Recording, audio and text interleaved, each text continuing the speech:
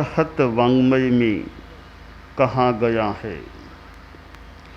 दानान शिष्ठम अभयपयाणम सच्चेषु या अणवज्जं वयन्ति तवेषु या उत्तम बंभचेरम लोगुत्तमे समणेनाय पुत्ते।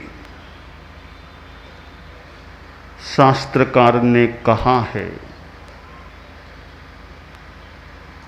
दानों में श्रेष्ठ अभय प्रदान, अभय दान होता है। दुनिया में अनेक प्रकार के दान चलते हैं। अन्नदान भी हो सकता है, दूसरों को भोजन देना, अन्न बांट देना। औषध दान, बीमारों को दवाई फ्री में दे देना, औषध दान भी हो सकता है। शिक्षा का दान, ज्ञान दान भी हो सकता है। पढ़ा दो, पढ़ने की व्यवस्था कर दो, शिक्षा में सहयोग कर दो, विद्यालय खुलवा दो, तो ज्ञान दान भी हो सकता है। एक है अभय दान, दूसरों को अपनी ओर से अभय दे देना।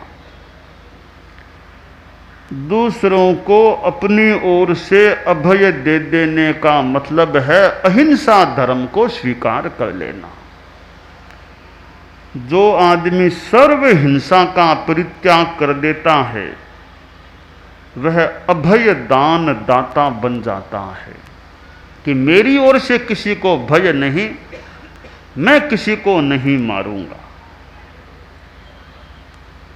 राजा शिकार करने गया, एक उद्यान में पहुंचा और मृग दिखाई दिया। निशाना साधा, बाण छोड़ा, बाण ठीक निशाने पर लगा और मृग वहीं हत हो गया, मर गया।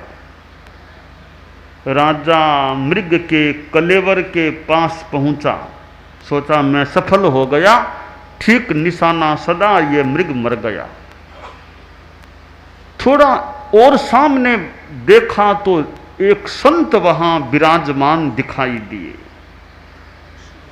तब राजा सहमा कि ये साधु यहां बैठा है, हो सकता है, संभावना भी है यह मृग इस साधु का था और मैंने इसको मार दिया। अब पता नहीं साधु मेरा क्या कर देगा, मुझे साप दे देगा, मेरा विनाश कर देगा।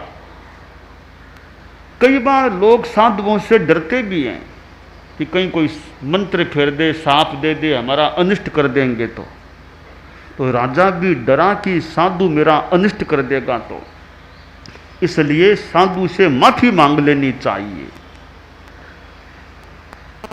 साधु ध्यान में था, ध्यान फिर पूरा किया तो राजा बोला कि मुनिवर, मेरे अपराध को आप क्षमा दान दो।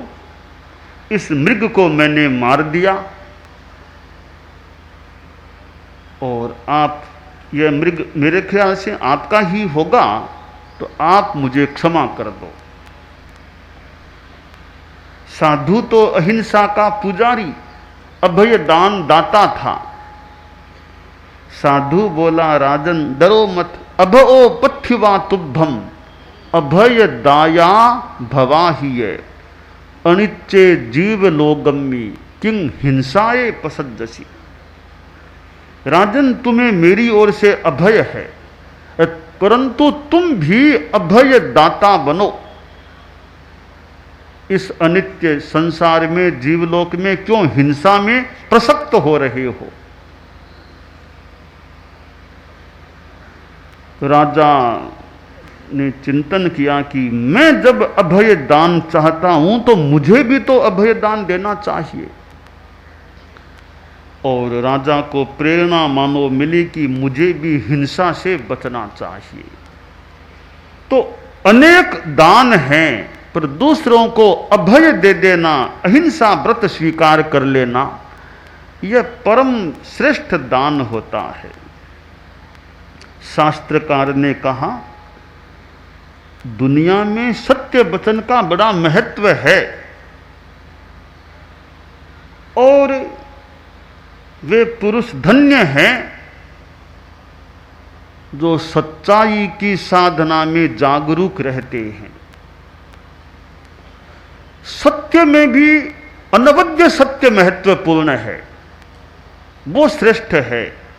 एक सत्य ऐसा बोल दिया कि दूसरे का अहित हो गया, नुकसान हो गया, वैसा नहीं। अहिंसा युक्त सत्य बोलना, निर्वद्य निष्पाप सत्य बोलना, वह सत्य महत्वपूर्ण होता है। कसाई जा रहा था बकरों की खोज में, आगे साधु मिला। बोला, साधु जी महाराज, अभी एक कुछ बकरे इधर से गए थे, वो किधर मुड़े, इधर गए, इधर गए, किधर गए हैं। अब साधु को पता था कि पूर्व दिशा की ओर वे बकरे गए हैं, बिल्कुल पता था, सच्चाई पूर्ण बात थी। पर साधु ने नहीं कहा कि बकरे इधर गए हैं, सच्ची बात भी नहीं कही। क्यों नहीं? कि साधु निर्वद्य सत्य का भाषी हो, तो बकरे किधर गए यह साधु ने नहीं बताया। जानते हुए भी, जानते थे पर बताया नहीं, क्योंकि सावध्य सत्य नहीं बोलना। तो वह सत्य जिसके साथ अनवद्यता जुड़ी हुई हो, निष्पापता जुड़ी हुई हो, अहिंसा जुड़ी हुई हो, वह सत्य श्रेष्ठ सत्य होता है। तपों में अनेक प्रकार के भेद हैं, अनेक तप हैं। ब्रह्मचर्य को सर्वश्रेष्ठ तप माना गया। शास्त्रकार ने आगे निष्कर्ष में बताया, लोगुत्तमे समणेनाय पुत्ते। दुनिया में बहुत मनुष्य हैं, पर उत्तम पुरुष, उत्तम मनुष्य श्रमण ज्ञात पुत्र यानी भगवान महावीर हैं। भगवान महावीर लोकोत्तम पुरुष हुए थे। और मैं इस बात को यूं श्लोक के उपसंहार के रूप में कहना चाहूंगा कि वे लोकोत्तम क्यों थे? उन्होंने अभय दान दिया था। वे लोकोत्तम क्यों थे? वे निर्वद्य सत्य के परिपालक थे और वे ब्रह्म के साधक थे, ब्रह्मचर्य के आराधक थे। इसलिए भगवान महावीर को लोकोत्तम कहा जा सकता है। यह एक सार अपने ढंग से मैं निकाल करके प्रस्तुत करना चाहता हूं। ये गुण थे, इसलिए भगवान महावीर लोकोत्तम पुरुष थे। आज चैत्र शुक्ला त्रयोदशी है। परम प्रभु, परम श्रद्धेय, हृदय सम्राट, परमाराध्य भगवान महावीर का जन्म दिवस है। एक ऐसा परम पुरुष इस धरती पर मानो अवतरित हुआ या पैदा हुआ, जिसने स्वयं आलोक को प्राप्त किया और मानो औरों को भी आलोक प्रदान करने का प्रयास किया। जिसके पास कुछ हो तो कुछ दिया जा सकता है। खुद के पास आलोक है ही नहीं तो क्या दूसरों को आलोक बांटेगा? खुद के पास आलोक है तो दूसरों को भी आलोक वितरित किया जा सकता है। भगवान महावीर परमालोक पुरुष थे, परम प्रकाशित आत्मा वाले पुरुष थे, क्योंकि उन्होंने केवल ज्ञान सूर्य को प्राप्त कर लिया था। जिसने केवल ज्ञान को प्राप्त कर लिया, उसने संपूर्ण आलोक को, भीतरी आलोक को, आध्यात्मिक आलोक को प्राप्त कर लिया, सर्वज्ञ बन गया। केवल ज्ञानी पुरुष से कुछ भी छिपा हुआ या अज्ञात नहीं रहता है। भगवान महावीर ने आलोक प्राप्त किया, वे आलोक पुंज बन गए थे और लोक पूज्य बन गए थे। आलोक पुंज होता है वह लोक पूज्य भी हो जाता है। भगवान महावीर के सिद्धांत हम तो जैसा आगमों में है और हम जैसा समझ पा रहे हैं उसको अपनी भाषा में बता सकते हैं या अपने मनन से बता सकते हैं। भगवान महावीर की बातें जिस रूप में जैसे जो भी आगमों में या आगम आदि ग्रंथों में प्राप्त होती है वो हूबहू भाषा हो न हो जैसा भी हो, हम तो आगमों को एक तरह से भगवान महावीर से मानो कि कुछ अभिन्न सी है उस रूप में मान करके भगवान महावीर के दर्शन सिद्धांत की बात कर सकते हैं। अनेकांतवाद भगवान महावीर से जुड़ा हुआ सिद्धांत और अनेकांतवाद एक जहां द्रव्य के अस्तित्व के संदर्भ में प्रयुक्त किया जा सकता है तो हम फिर व्यवहार में भी अनेकांत को काम ले सकते हैं। और सच्चाई को पाने के लिए अनेकांत की आराधना भी आवश्यक है, यानी दुराग्रह न हो आदमी में। हम लोग अभी छद्मस्थ हैं, केवल ज्ञानी तो हैं नहीं, और छद्मस्थ व्यक्ति को कोई सच्चाई एक सीमा तक प्राप्त करना है तो उसे दुराग्रह को छोड़ना चाहिए। आग्रहहीन गहन चिंतन का द्वार हमेशा खुला रहे। जहां भी दुराग्रह है तो मानो सच्चाई के आगे आवरण आ गया, दुराग्रह आवरण है। जहां आग्रह नहीं अनाग्रह है वहां द्वार खुला, कोई भी तत्व प्रवेश पा सकेगा। भगवान महावीर ने जो हमें आगम आदि में अनेकांतवाद की बात मिलती है उसकी आत्मा है दुराग्रह को छोड़ दो, आग्रह मत रखो, बेकार आग्रह मत करो। सच्चाई कहीं पर भी मिले, किसी पंथ में मिले, किसी ग्रंथ में मिले, किसी संत के पास मिले, अगर सच्चाई है तो उसका सम्मान होना चाहिए। राजा प्रदेशी ने रायपुसेनियम आगम में राजा प्रदेशी का विस्तृत वृत्तांत मिलता है और कुमार श्रमण केशी के साथ जो संवाद हुआ, वार्तालाप हुआ, बड़ा महत्वपूर्ण है। हमारे छोटे संत हैं और भी साधु आदि हैं, कभी मौका मिले आगमों को पढ़ना ही चाहिए, कभी रायपुसेनियम को भी पढ़ो। कैसे राजा प्रदेशी की कुमार श्रमण केशी के साथ चर्चा हुई और कैसे तर्कों के द्वारा बात को सिद्ध करने का प्रयास किया गया। और जो राजा प्रदेशी नास्तिक विचारधारा का था पर एक बात माननी चाहिए, आखिर आग्रह को छोड़ दिया, आखिर आग्रह को छोड़ दिया और कुमार श्रमण केशी के सिद्धांत को जब सही लगने लग गया उसको भी फिर स्वीकार कर दिया। राजा प्रदेशी की यह विशेषता, बड़ा लगता है ज्ञानी आदमी था, तार्किक था, विद्वान भी रहा होगा, नास्तिकवाद का मानो कट्टर एक अनुयायी रहा होगा, पर आस्तिकवाद के प्रवक्ता मान ले कुमार श्रमण केशी, उनके साथ चर्चा हुई, आखिर प्रणत हो गया। और फिर यह नहीं कि नहीं मानूंगा, आखिर मान लिया कि ठीक है आपकी बात सही लगती है, अब मैं इस धर्म को स्वीकार करता हूं। सच्चाई को पाने के लिए दुराग्रह आग्रह को छोड़ना होता है, तब सच्चाई का प्रवेश हो सकता है। यह दुराग्रह ऐसा द्वार है, सच्चाई को घुसने नहीं देता। तो अनेकांतवाद के द्वारा हम सच्चाई को प्राप्त कर सकते हैं। भगवान महावीर या जैन आगमों में जो कर्मवाद की बात आती है बड़ी महत्वपूर्ण है। कैसे जीव कर्मों का बंधन करता है, कैसे फल भोगना पड़ता है।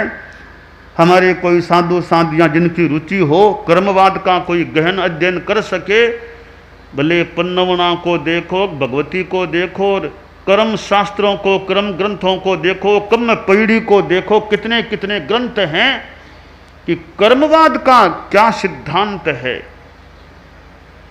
कर्म ग्रंथ भी कितने पढ़े हैं, कोई पढ़ने वाला हो, गहराई में जाने वाला हो तो बहुत एक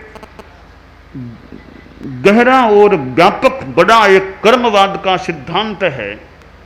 कैसे कर्म के नियम हैं, कैसे उदय, कैसे संक्रमण आदि आदि बातें हैं।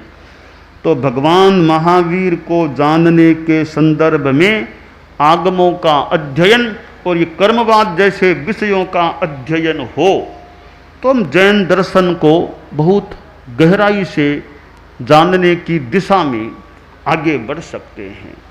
भगवान महावीर का जीवन दर्शन मैं आगम के संदर्भ में बताऊं, एक हमारा आगम है आयारो। आयारो यानी आचार्यांग का पहला श्रुत स्कंद है, उस पर आचार्य श्री महाप्रज्ञ जी ने भाष्य लिखा संस्कृत में, आचार्यांग भाष्यम। वह आयारो बहुत ही कुछ लगता है कोई विशेष कोई आगम है। उस आयारो के वैसे 9 अध्ययन हैं।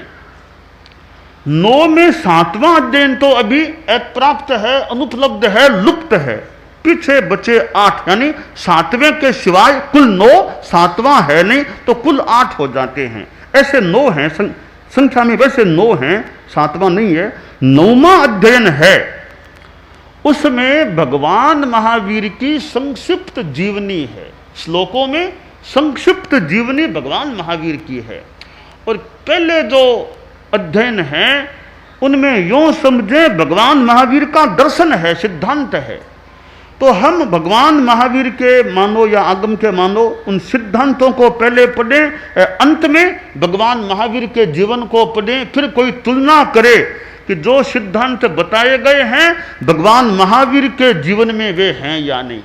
दर्शन और जीवन, दर्शन और जीवन दोनों को एक साथ एक ग्रंथ में देखना हो तो संक्षेप में हम आयारों में भगवान महावीर का दर्शन या आगम का दर्शन और भगवान महावीर का जीवन दोनों को देख सकते हैं और तुलना कर सकते हैं कि जो दर्शन दिया गया उसके अनुसार जीवन जिया गया, यानी दर्शन और जीवन में कितना साम्य है।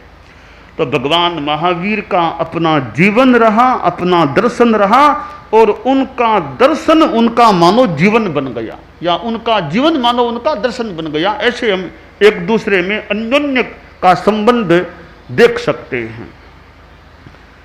परम पूज्य आचार्य तुलसी परम पूज्य आचार्य महाप्रज्ञ जी ने जैन आगमों के संपादन का जो काम शुरू किया और गुरुदेव तुलसी आचार्य महाप्रज्ञ जी का भी कितना परिश्रम लगा और आज किस रूप में हमें आगम पढ़ने को मिल रहे हैं, एक सुंदर रूप में, सुबोध रूप में, सुभोग्य रूप में हमें काफी आगम अनुवाद टिप्पण आदि के साथ पढ़ने को मिल रहे हैं। आचार्य भिक्षु जो भगवान महावीर की मानो आचार्य परंपरा में आचार्य हुए और उन्होंने भी किस प्रकार भगवान महावीर के वाणी को अपने ढंग से व्याख्यात करने का, प्रस्तुत करने का प्रयास किया था। आज भगवान महावीर की जन्म जयंती और साधु साध्वियां उपस्थित हैं। अच्छा तो यह हो कि जैन शासन के जितने भी साधु साध्वियां आदि एक जगह ही मनाएं। मैंने तो कहा था अभी साध्वी जी को यहाँ मूर्ति पूजक संप्रदाय में उन वो भी भाग लें तो हम साथ में मनाएं, पर कहा कोई किसी कारण से वो नहीं आ पाए हैं। वरना महावीर जयंती जैसे कार्यक्रम में तो एक शहर में जितने भी जैन शासन के जो हों आचार्य साधु साध्वियां आदि वे एक मंच पर मनाए तो बहुत अच्छा लगता है। तो फिर भी मैंने देखा है, जगह जगह मैं अनुभव करता हूँ कि महावीर जयंती का कार्यक्रम जैन शासन के दिगंबर, श्वेतांबर, थानकवासी, तेरापंथी कितने क्षेत्रों में एक मंच पर बैठ करके मनाते हैं और वैसे वह अच्छा भी है। और मैं स्वयं भी संभवतः अनेक महावीर जयंती कार्यक्रमों में जैन शासन के अनेक आचार्यों आदि के साथ मैं भी महावीर जयंती मना चुका हूँ। खैर हमारे यहाँ तो सहज में इतनी बड़ी परिषद साधु साधियों की भी है कि हम तो खैर एक ही संप्रदाय के हैं, पर इतनी बड़ी परिषद है कि अनेकों के मिलने से भी इतनी संख्या न हो, इतनी संख्या हमारी एक संप्रदाय की भी एक साथ आज हो रही।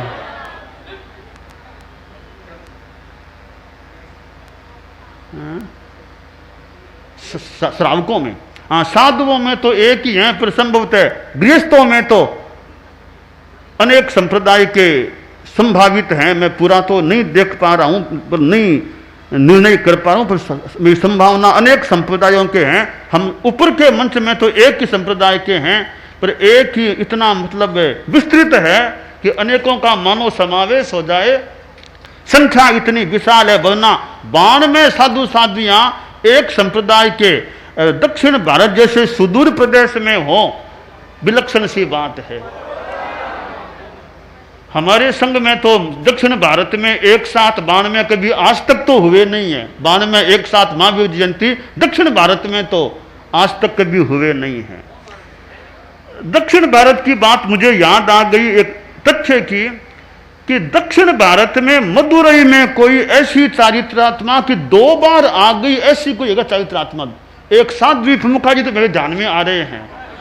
और हमारे तेरा पंथ में तो मुझे अब तक दिमाग में नहीं आ रहा है कि कोई और कोई चारित्रात्मा ऐसी है क्या।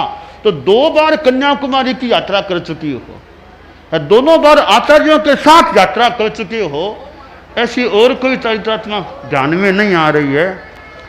तो साध्वी प्रमुखा जी तो हमारे पहले साध्वी अवस्था में पधार गई थी गुरुदेव तुलसी के साथ, अब साध्वी प्रमुखा के रूप में हम हमारे साथ मान लो पधारी हैं। मदुरई भी पधारी, मूल कन्याकुमारी पधारी हैं। तो यह एक इतिहास का एक अन्वेषणीय विषय है कि और कोई चारित्रात्मा ऐसी है क्या हमारे संघ में। तो 2 बार दक्षिण भारत में कन्याकुमारी तक की यात्रा किसी ने की हो, अगर है तो मुझे कोई बताएं, मैं जानकारी कर लूं। नहीं है तो साध्वी प्रमुखा जी एकमात्र ऐसी चारित्रात्मा है, तो 2 बार कन्याकुमारी की यात्रा की है।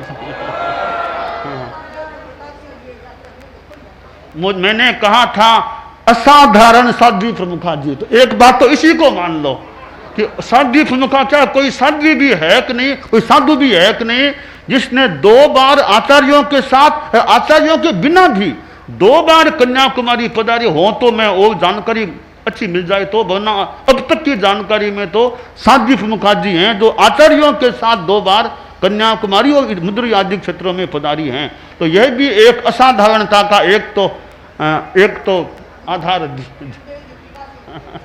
दिया जा सकता है।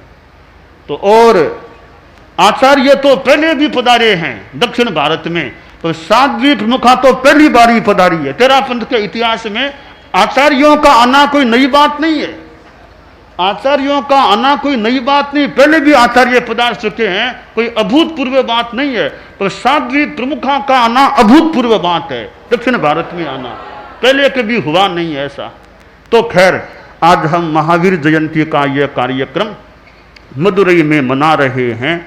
और हमारा जैन समाज वैसे देखा जाए तो बहुत एक अच्छा समाज है, जहां मानो अहिंसा के संस्कार हैं। और ऐसा जैन समाज में एक तो यह स्वाध्याय का क्रम रहे, चलता भी हो, कुछ चलता भी होगा और चलता रहे, आगम आदि का हिंदी अनुवाद आदि पढ़ने का क्रम चले। और साथ में जैन शासन के श्रावकों में ये शराब आदि का प्रचलन तो नहीं है ना, यह ध्यान देने की बात है कि युवकों में, बड़ों में, औरों में शराब का प्रचलन शादी में, फंक्शन में, कार्यक्रम में कहीं उस पर ध्यान दिया जाना चाहिए कि जैन शासन के हमारे श्रावक समाज में नशा शराब का नहीं रहे। और खास में फिर अशाकाहार का भोजन न हो, कहीं होटल में ठहरें, कहीं रहें, अशाकाहार का भोजन न हो जाए। तो इस प्रकार ये हमारी जो एक तरह से जीवन शैली, जैन जीवन शैली की बातें हैं, वो भी हमारे गृहस्थों के जीवन में रहे। साधु समाज में तो स्वाध्याय आदि का क्रम चले, साधना के प्रति जागरूकता हमारी रहे।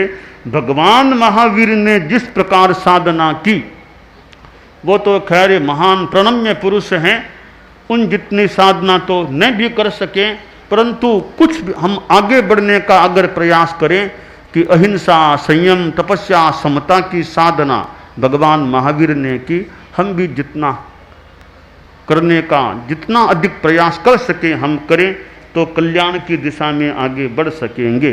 तो आज दक्षिण भारत की यात्रा में यह मदुरई में हमारा यह महावीर जयंती का पहला प्रोग्राम, यानी दक्षिण भारत में महावीर जयंती पहली आई है हमारी इस यात्रा में। अरे देख देख देख, तो यह हमारी महावीर जयंती हमें प्रेरणा देने वाली सिद्ध हो, हम अच्छी साधना करें और हम अच्छी संयम की आराधना करते रहें, यह काम्य है।